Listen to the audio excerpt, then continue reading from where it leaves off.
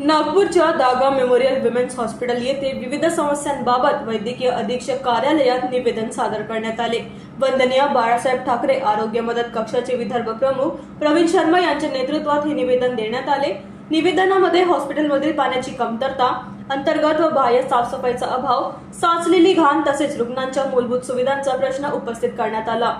याशिवाय प्रसूतीसाठी येणाऱ्या महिलांना सुरक्षित आणि दर्जेदार आरोग्य सेवा उपलब्ध करून देण्याची तसेच नवजात बालकांची योग्य देखभाल करण्याची मागणी करण्यात आली। कार्यकर्त्यांनी शासनामार्फत मिळणारी औषधे गरजू रुग्णांना कोणत्याही अडचणीशिवाय उपलब्ध करून द्यावीत आणि डॉक्टर व कर्मचाऱ्यांनी जबाबदारीने सेवा द्यावी अशी मागणी केली।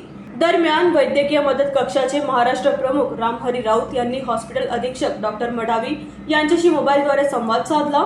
यावेळी डागा हॉस्पिटलच्या बांधकामासाठी मंजूर झालेल्या 14 कोटींपैकी 7 कोटी रुपये अद्याप न मिळाल्याने काम रखडल्याची माहिती समोर आली। तसेच मेट्रो प्रकल्पासाठी हॉस्पिटलची जागा घेतल्यामुळे काही विकास कामे अडकल्याचेही सांगण्यात आले।